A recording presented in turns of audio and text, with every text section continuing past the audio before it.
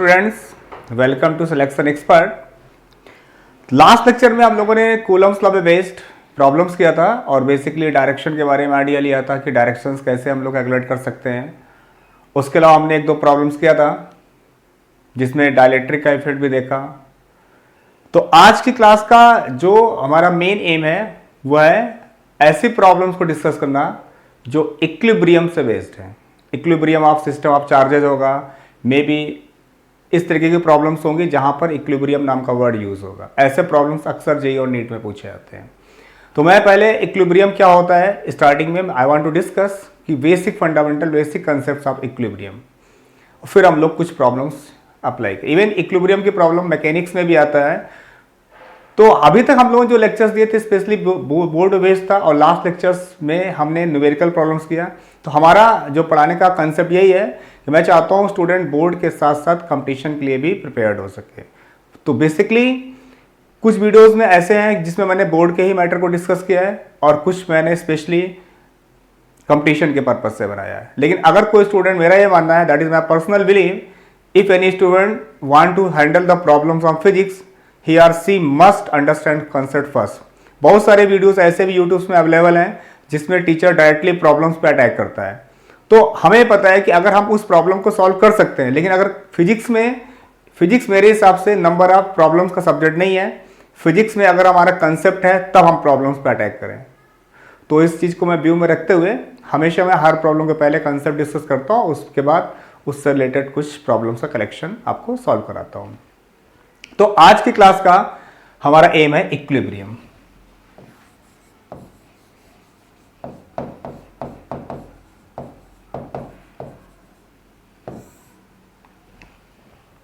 तो जब भी हम बात इक्विलिब्रियम की करते हैं तो इक्विलिब्रियम दो तरीके का हो सकता है।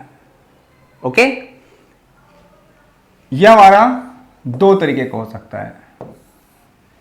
एक हो सकता है ट्रांसलेटरी इक्विलिब्रियम,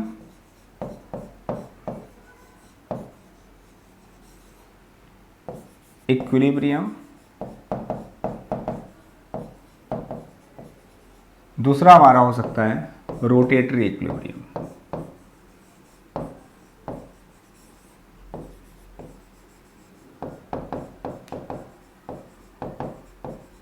ओके, तो ट्रांसलेटरी इक्विलिब्रियम का मतलब क्या है? किसी भी सिस्टम पे जो नेट फोर्स है वो जीरो हो जाए। जितने ही फोर्सेस हैं सिस्टम पे उसका नेट फोर्स क्या हो जाए? जीरो। तो उसको बोलेंगे system is in translatory equilibrium. Rotatory equilibrium का मतलब उस सिस्टम पे जितने भी टॉर्क लग रहे हैं नेट टॉर्क क्या हो जाए? जीरो। तो अगर हमारा सिस्टम ट्रांसलेटरी इक्विलिब्रियम में है तो नेट फोर्स जीरो होगा, और अगर सिस्टम हमारा रोटेटरी इक्विलिब्रियम में है तो नेट टॉर्क जीरो होगा। तो अगर हम बात करें कोई सिस्टम कंप्लीट इक्विलिब्रियम में है तो नेट फोर्स भी जीरो होना चाहिए और नेट टॉर्क भी जीरो होना चाहिए। जिसका मतलब system is in equilibrium when net force equal to zero and net torque equal to zero. This is the condition of equilibrium.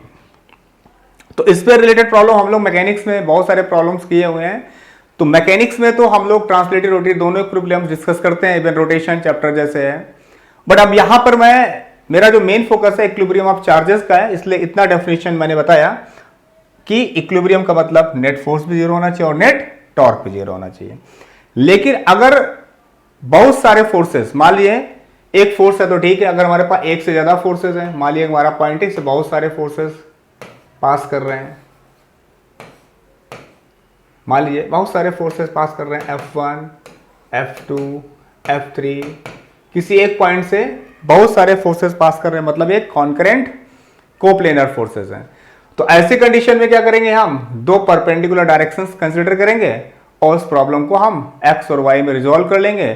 फिर बोलेंगे नेट फोर्स जो हमारा है वो जीरो होना चाहिए, अलोंग एक्स एक्सिस भी जीरो होना चाहिए और अलोंग वाई एक्सिस भी जीरो होना चाहिए। तो मतलब अगर हमारे पास एक से ज्यादा फोर्सेस हैं तो हम क्या करेंगे? रिजॉल्व करेंगे और बोलेंगे कि जो sigma sum of forces along x axis equal to zero होना चाहिए और sum of forces along y axis पे जीरो होना चाहिए। दैट इज कोप्लेनर फोर्सेस, एक प्लेन में अगर हैं तो हम दोनों ही कंपोनेंट्स को सॉल्व करके जीरो करेंगे। ट्रांसलेटरी इक्विलिब्रियम के बारे में बात कर रहा हूं। अगर सारे फोर्सेस एक लाइन के अलॉन्ग हैं, ये कब होगा? जब हमारे फोर्सेस कैसे होंगे? कोप्लेनर होंगे।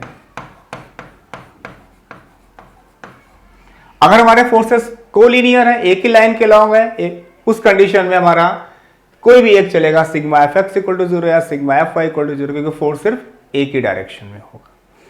तो कहने का मतलब यह है कि अगर हमारे सारे के सारे फोर्सेस एक ही पॉइंट से पास कर रहे हैं, मान लीजिए इस केस में हमारे पास 3 फोर्सेस हैं और ये तीनों फोर्सेस एक ही पॉइंट से पास कर रहे हैं, तो अगर हम टॉर्क इसी पॉइंट के अबाउट लें तो ऑटोमेटिकली टॉर्क क्या होगा? जीरो होगा।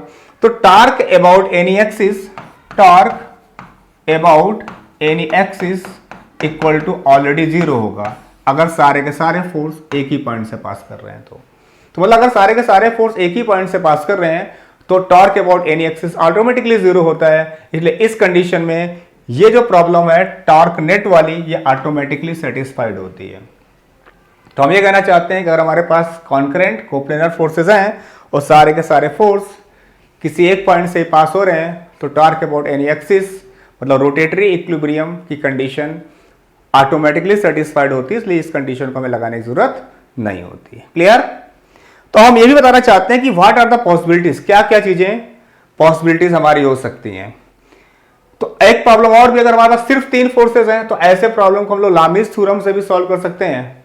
जैसा कि मैंने लास्ट लेक्चर में बताया था कि अगर हमारे पास 3 फोर्सेज हैं और एक पॉइंट से पास करते हैं, मान लिया हमारा F2 फोर्स है, ये हमारा F3 फोर्स है, इसके सामने एक एंगल अल्फा है, ये हमारा F2 है, इसके सामने एक एंगल बीटा है और इसके सामने एंगल अल्फा है, गामा है।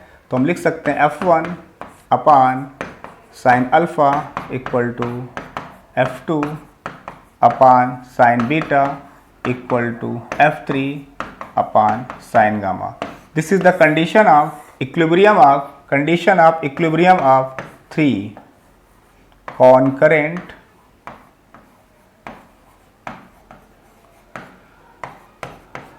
Coplanar forces. इसका हम इस थ्योरम को लोग बोलते हैं लामीज थ्योरम। क्या बोलते हैं इसको हम? Lami's theorem. तो इस थ्योरम को हम तभी अप्लाई कर सकते हैं सिर्फ 3 फोर्स, लेकिन अगर हमारे फोर्सेस 3 से ज्यादा हैं तो मैंने आपको बताया है कि हमें सारे फोर्सेस को रिजॉल्व करना पड़ेगा एक्स डायरेक्शन में, वाई डायरेक्शन में, और हम नेट फोर्स निकाल देंगे। ठीक है? तो नेट फोर्स जीरो होने मतलब उसका एक्स कंपोनेंट भी जीरो होना चाहिए और उसका वाई कम, क्योंकि अगर हमारा नेट फोर्स की हम बात करें तो जो हमारा फोर्स होगा एफ, वेक्टर क्वांटिटी होगा, उसका एफ एक्स पार्ट भी होगा और उसका वाई पार्ट भी होगा। तो चूंकि नेट फोर्स अगर हमारा जीरो है, इसका मतलब उसका एक्स पार्ट भी जीरो होना चाहिए और उसका वाई पार्ट भी जीरो होना चाहिए। क्लियर? तो ये तो बारह रहा कि इक्विलिब्रियम का मीनिंग क्या है। तो अब मैं बता रहा हूं कि क्या क्या पॉसिबिलिटीज हो सकती है। तो पहली पॉसिबिलिटी ये है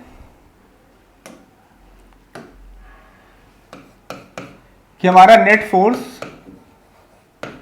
जीरो हो और नेट टॉर्क भी जीरो हो।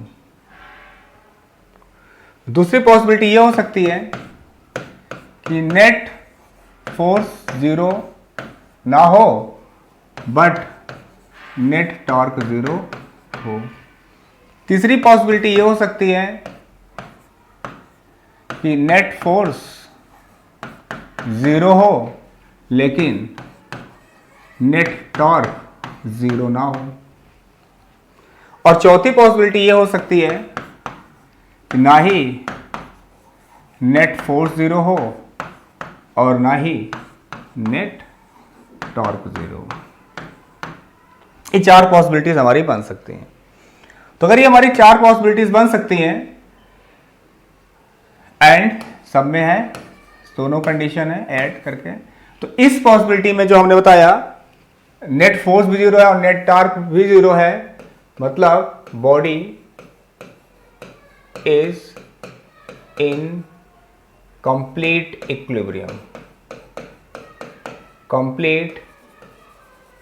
इक्विलिब्रियम, मतलब नेट फोर्स जीरो, मतलब बॉडी पे कोई फोर्स नहीं है, मतलब body can not translate. Net force zero मतलब body can not translate. This is the meaning of net force zero. Net torque zero का मतलब होता है बॉडी कैन नॉट रोटेट। तो सिंपल सी बॉडी है, बात है, अगर कोई ऑब्जेक्ट ना ही ट्रांसलेट कर सके और ना ही रोटेट कर सके, इसका मतलब क्या है, body is said to be in complete equilibrium. Okay, अगर किसी ऑब्जेक्ट पे नेट फोर्स जीरो नहीं है, मतलब body can translate,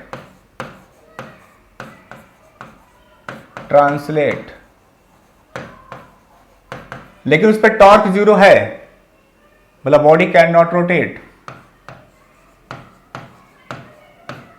can not rotate. तो इसका मतलब यहां पर बॉडी ट्रांसलेट कर सकता है बट रोटेट नहीं कर सकता। इसका मतलब the body is in only rotatory equilibrium. तो मतलब यहां पर क्या होगा इस कंडीशन में, सिर्फ रोटेटरी इक्विलिब्रियम है बट ट्रांसलेटरी नहीं है।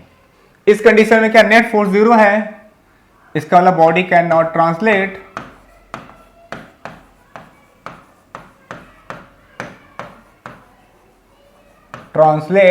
बट नेट टॉर्क जीरो है, मतलब बॉडी कैन रोटेट।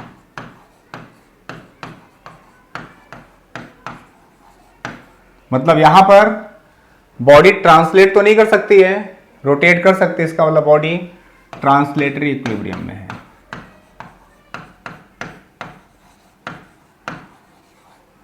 इक्विलिब्रियम में है।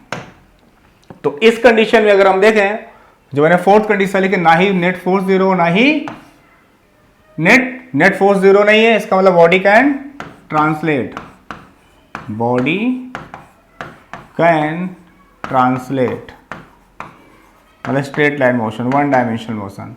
नेट टॉर्क जीरो नहीं है, इसका मतलब बॉडी कैन रोटेट। तो इस कंडीशन में बॉडी ट्रांसलेट भी कर सकती है और रोटेट भी कर सकती है।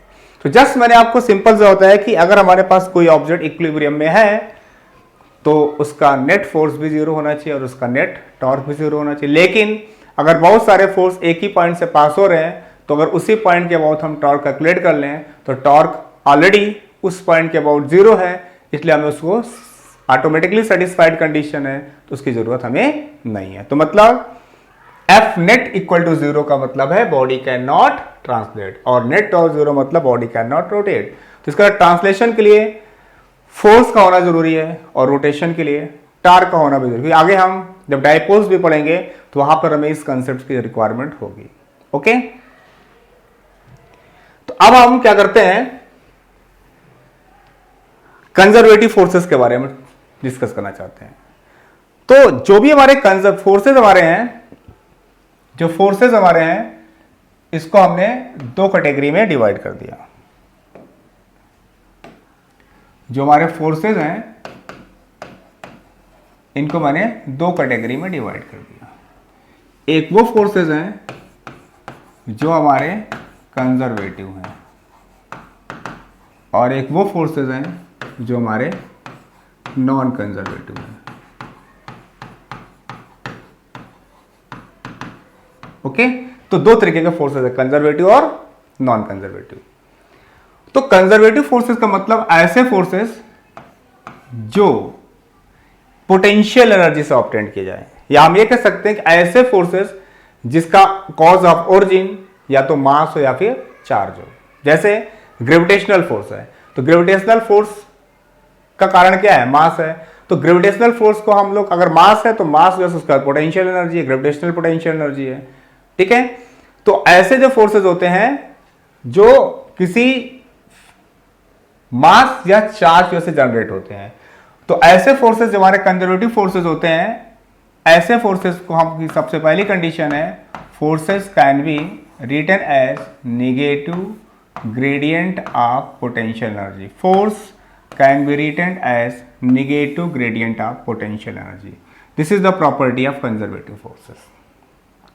क्लियर?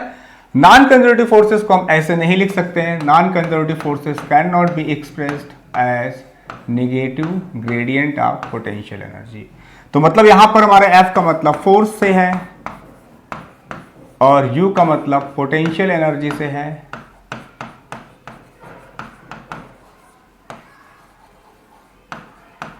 और ये हमारा d बाई डी आर क्या है, उसका डेरिवेटिव, मतलब change in potential energy with respect to space coordinate, change in potential energy with respect to position, F equal to minus D U by D R. तो मतलब अगर हमारे पास potential energy है और उसको हम डिफरेंशिएट करें तो क्या मिल जाएगा हमको? फोर्स मिल जाएगा। क्लियर? जैसे फॉर एग्जाम्पल हमने 11th क्लास में पढ़ा है ग्रेविटेशनल पोटेंशियल एनर्जी। तो ग्रेविटेशनल पोटेंशियल एनर्जी कितना होता है? U equal to minus G M E M upon R. तो अगर हम इसको डिफरेंशिएट करें D U by D R तो क्या हो जाएगा? Minus D by D R of G M E M upon R. तो 1 बाई, इसका मतलब हो गया minus G M E M, ये तो हमारा कांस्टेंट हो जाएगा, differentiation of 1 upon R. So this comes out to be minus G M E M, 1 upon R का डिफरेंशिएशन मतलब आर की पावर माइनस 1, तो एन माइनस 1। तो मतलब कितना हुआ? This is minus 1, this is minus one into R की power minus 2, तो ये माइनस माइनस प्लस हो गया। This comes out to be G M E M upon R square. हमें पता है कि ये जो माइनस का D U by D are है, ठीक है, D U by D are हमारा पोटेंशियल एनर्जी है। अगर यहाँ पर हम बात करें कि जो पोटेंशियल एनर्जी है उसको हमने डिफरेंशिएट किया तो हमारा आंसर कितना आया? 1 अपान आर स्क्वायर। तो अब क्वेश्चन यहाँ पर ये है कि हमारी जो ग्रेविटेशनल पोटेंशियल एनर्जी है वहां पर अगर हम यहाँ पे प्लस साइन है, नॉर्मली यहाँ पे प्लस साइन होता है, इलेक्ट्रोस्टैटिक में प्लस और माइनस दोनों हो सकता है, वी विल डिस्कस लेटर। तो यहाँ पर प्लस साइन है, ठीक है, तो ये हमारा आंसर कितना आया? माइनस का, पूरा आंसर हमारा माइनस का है, दिस इज माइनस। लेकिन हमने क्या बताया? फोर्स क्या है? माइनस का D U by D are. इसका मतलब इसमें F अगर हम बात करें तो F equal to minus D U upon D R, तो क्या हो जाएगा? माइनस एक और था तो plus G M E M upon R square. तो ये हम लोगों ने पढ़ा होगा, ये हमारा क्या होता है? ये न्यूटन्स लॉ ऑफ ग्रेविटेशन होता है। तो हम ये सबसे इंपॉर्टेंट बातें बताना चाहते हैं कि जो फोर्स हमारे कंजर्वेटिव फोर्सेस हैं उनकी एक सबसे इंपॉर्टेंट प्रॉपर्टी ये होती है, force can be expressed as negative gradient of potential energy. Okay, लेकिन जो नॉन कंजर्वेटिव फोर्सेस हैं इनको हम ऐसे एक्सप्रेस नहीं कर सकते।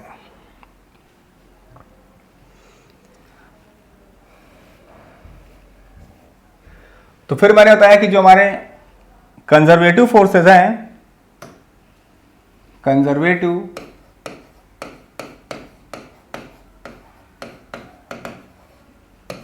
Non conservative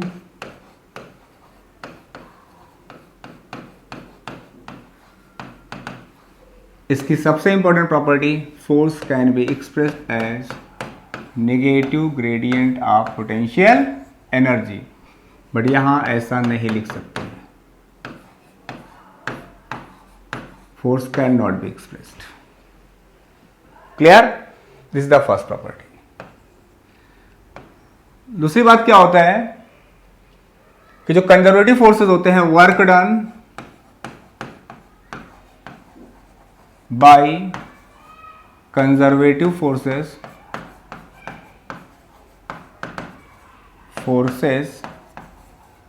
around a closed path is 0। ये हम लोगों ने 11th क्लास में पढ़ा होगा, बट हमें इसकी जरूरत पड़ेगी इलेक्ट्रोस्टैटिक्स में भी समटाइम्स। ओके, तो यहां पर क्या होगा, work done by conservative forces around a closed path is not zero. मतलब सिंपली हम कहें स्मॉल अमाउंट ऑफ वर्डन और उसको इंटीग्रेट कर दे, टोटल वर्डन हो गया जीरो होना चाहिए, बट यहां पर ऐसा नहीं है। ठीक है, और हमारी कंजर्वेटिव फोर्स की प्रॉपर्टी होती है generally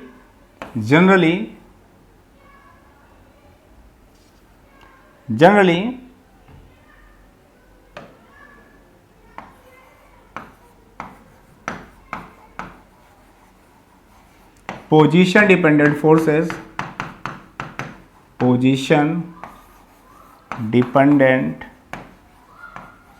forces are conservative forces. जैसे एग्जांपल के तौर पे हमारा कोलंबियन फोर्स है, कूलम्स लॉ वाला, F equal to 1/4πε0 Q1 Q2 upon R square, वो भी कंजर्वेटिव फोर्स है, पोजीशन डिपेंडेंट है। ओके, इसी तरीके से अगर ग्रेविटेशनल फोर्स की बात करें तो ग्रेविटेशनल फोर्स हमारा क्या है, F equal to G m1 m2 upon R square. Coulombian force 1/4πε0 Q1 Q2 upon R square. ये दोनों ही फोर्स पोजीशन डिपेंडेंट फोर्सेस हैं और दोनों ही कैसे हैं, कंजर्वेटिव है। ओके, तो जैसे मैंने आपको बताया कि जो हमारे ग्रेविटेशनल फोर्सेस है और कोलंबियन फोर्स, दोनों ही फोर्स कैसे हैं, कंजर्वेटिव, और कंजर्वेटिव फोर्स को हम एक्सप्रेस कर सकते हैं F equal to minus du/dr। तो मतलब फोर्स को पोटेंशियल एनर्जी से रिलेट कर सकते हैं। अब हम कहते हैं कि नेट फोर्स जीरो है, तो मतलब सीधी सीधी बात है du/dr इक्वल टू, दूसरे शब्दों में ये भी कह सकते हैं कि नेट फोर्स जीरो होने का मतलब du/dr का जीरो होना। तो this is the condition of equilibrium, condition of equilibrium.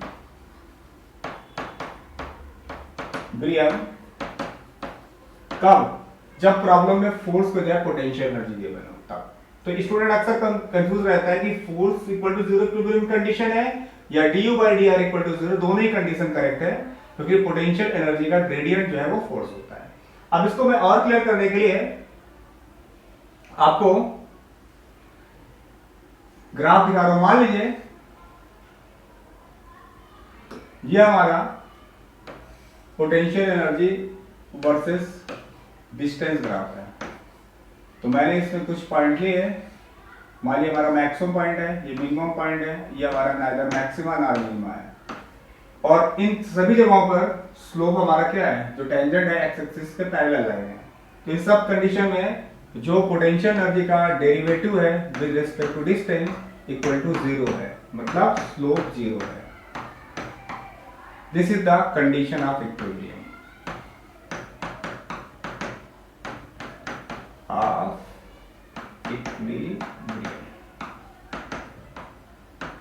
अब हमको ये देख रहा है इस पॉइंट पे मैक्सिमा है,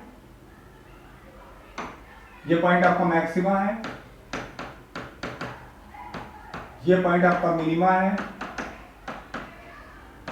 और ये हमारा नाइदर मैक्सिमा नॉर मिनिमा। तो इन्हीं पॉइंट्स को हम मैथमेटिकल लैंग्वेज में क्या कहेंगे कि जो सेकंड डेरिवेटिव है d² by dr² greater than zero, d² by dr² less than zero, d² by dr² equal to zero. ये तीन कंडीशन हमारे पास है।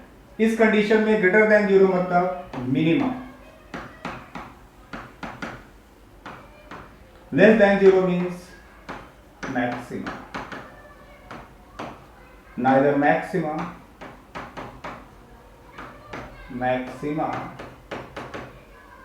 Nor minima.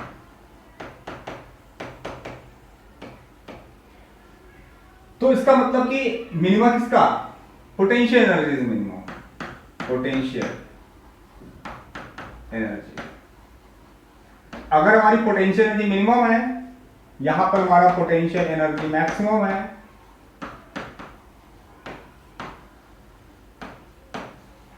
यहां हमारी पोटेंशियल एनर्जी क्या है, ना ही मैक्सिमम है ना मिनिमम है, मतलब पोटेंशियल एनर्जी कांस्टेंट है।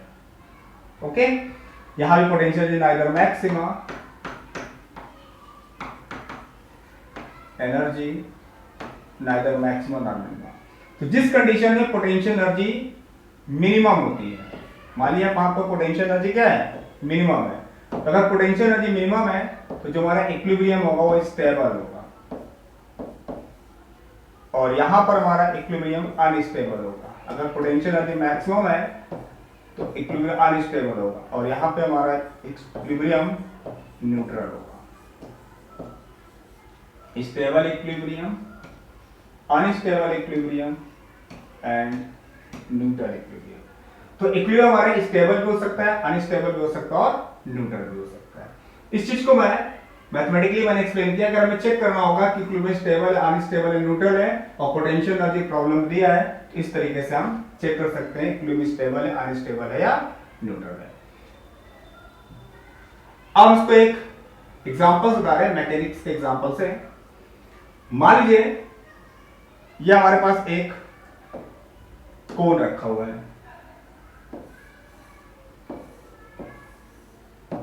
इस कंडीशन में जब कोन रखा हुआ है तो ये इसका सेंटर ऑफ ग्रेविटी यहां पर होगा, तो यहां पर इसकी जो पोटेंशियल एनर्जी होगी मिनिमम होगी। अगर इसको हम थोड़ा सा डिस्प्लेस करें तो हमारा कोन बैक हो जाएगा, तो मतलब क्या हो गया, स्टेबल इक्विलिब्रियम। क्योंकि यहां पे जो पोटेंशियल एनर्जी हाइट है, आपके मान लीजिए h1 हाइट है, यहाँ पे पोटेंशियल एनर्जी जो है वो क्या होगा, mgh1 मान लीजिए। तो इस कंडीशन में थोड़ा सा फोर्स लगाएं और इसको हम छोड़ दें तो हमारा कोन फिर से उसी कंडीशन बैक हो जाएगा, मतलब ये स्टेबल इक्विलिब्रियम है। अगर इसको इस सिचुएशन में हम कोन को इन्वर्ट कर दें तो आपका जो सेंटर ऑफ ग्रेविटी है कहां पर होगा, यहां तो इधर शिफ्ट है, यहां पर सेंटर ऑफ ग्रेविटी की हाइट यहां पर ज्यादा होगा, यहां पर मान लीजिए h2 पॉइंट है, तो यहां पर जो पोटेंशियल एनर्जी मान लीजिए हुआ ग्राउंड लेवल से mgh2, साफ साफ दिख रहा है कि h2 की वैल्यू h1 से ज्यादा, यहां पोटेंशियल कम है, यहां पोटेंशियल एनर्जी क्या है, ज्यादा है। तो इस कंडीशन में अगर हम थोड़ा सा फोर्स लगाएं, खींचें, तो हमारा कोन जो है नीचे गिर जाएगा, मतलब वापस दोबारा नहीं आएगा, तो यहां पर इक्विलिब्रियम हमारा अनस्टेबल होगा। अब हम तीसरी सिचुएशन देखना चाहते हैं इसी में कोन में। मान लीजिए ऐसी सिचुएशन है, कोन इस तरीके से है, मान लीजिए यहां पर h3 कंडीशन है, हाइट इसकी h3 है। अगर इसको हम थोड़ा सा फोर्स लगा खींचें तो फिर ये कोन सरक तो जाएगा, लेकिन उसकी पोटेंशियल एनर्जी के लेवल में कोई फर्क नहीं पड़ेगा, मतलब पोटेंशियल एनर्जी का लेवल कांस्टेंट रहेगा। इसलिए इक्विलिब्रियम कैसा है, न्यूट्रल इक्विलिब्रियम। तो हमने क्या यहाँ पे न्यूट्रल है। तो इसी तरीके से हमने जो एग्जांपल दिया स्टेबल, अनस्टेबल और न्यूट्रल, तो आप क्या कर सकते हैं कि इक्विलिब्रियम का स्टेबल होना, अनस्टेबल होना, न्यूट्रल होना उसकी पोटेंशियल एनर्जी पर डिपेंड करता है। पोटेंशियल एनर्जी अगर हाई है तो इक्विलिब्रियम हमेशा अनस्टेबल होगा, पोटेंशियल एनर्जी लो है इक्विलिब्रियम हमारा स्टेबल होगा, पोटेंशियल एनर्जी कांस्टेंट है तो इक्विलिब्रियम हमारा न्यूट्रल होगा, ना ही स्टेबल ना न्यूट्रल, मतलब उसकी पोटेंशियल एनर्जी में कोई खास चेंजेस नहीं आए। ये तो रहा हमारा मैकेनिक्स पॉइंट ऑफ व्यू से कंसेप्ट। और हमने आज की क्लासेस में बेसिकली ये डिस्कस करने की कोशिश किया कि अगर किसी सिस्टम पे नेट फोर्स 0 है तो सिस्टम इक्विलिब्रियम में है, ट्रांसलेटरी में। अगर उस सिस्टम पे नेट टॉर्क 0 है तब वो रोटेटरी इक्विलिब्रियम में है, नेट फोर्स 0 है तो ट्रांसलेटरी इक्विलिब्रियम है, दोनों ही 0 है तो कंप्लीट इक्विलिब्रियम में है। और दूसरी इंपॉर्टेंट बात बताया कि अगर हमारा जो नेट फोर्स है वो अगर इक्विलिब्रियम में है और एक से अधिक फोर्सेस हैं तो हम सारे फोर्सेस को कंबाइन करके मतलब कंपोनेंट निकालेंगे और उसका x पार्ट रिजॉल्व करेंगे और y पार्ट रिजॉल्व करेंगे और बोलेंगे sigma fx equal to 0 and sigma fy equal to 0। और सबसे इंपॉर्टेंट जो इंफॉर्मेशन मैंने ये दी आज की क्लास में कि जो हमारा फोर्स है, चाहे वो न्यूटन्स लॉ ऑफ ग्रेविटेशन वाला फोर्स हो, न्यूटोनियन फोर्स हो, या फिर हमारा कूलम्बियन फोर्स हो। दोनों ही फोर्सेस कैसे फोर्सेस हमारे हैं? Conservative forces. और जितने भी फोर्सेस कंजर्वेटिव होते हैं उनमें हम ऐसा लिख सकते हैं कि force is equal to negative gradient of potential energy. ये हमारा कैसा फोर्सेस है? ग्रेविटेशनल।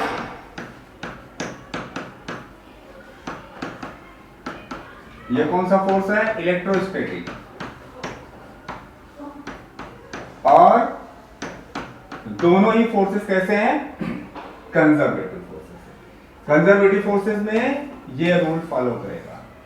और नेट कंडीशन इक्विलिब्रियम का क्या है? नेट फोर्स जीरो होना, या दूसरी भाषा मैंने बोला पोटेंशियल एनर्जी का मिनिमम। तो हमें डिपेंड करेगा सिचुएशन पे कि प्रॉब्लम को हम पोटेंशियल एनर्जी सॉल्व कर रहे हैं या फोर्स सॉल्व कर रहे हैं। ये डिपेंड करेगा हमारे न्यूमेरिकल प्रॉब्लम की सिचुएशन। तो अभी तक हमने जो डिस्कस किया ये तो हमारा डिस्कशन रहा मैकेनिक्स पॉइंट ऑफ व्यू से, इलेक्ट्रोस्टैटिक्स पॉइंट ऑफ व्यू से। अब मैं एक एग्जांपल ले रहा हूं, उस एग्जांपल से आप बेहतर तरीके से समझ सकते हैं कि इक्विलिब्रियम को कैसे हम सॉल्व कर सकते हैं। तो अब हम नेक्स्ट लेक्चर में क्या करेंगे? डिफरेंट न्यूमेरिकल प्रॉब्लम्स लेंगे और उससे बताएंगे इक्विलिब्रियम का कांसेप्ट कैसे हैंडल होता है। तो नेक्स्ट लेक्चर में हम डिस्कस करने जा रहे हैं न्यूमेरिकल प्रॉब्लम। Thank you.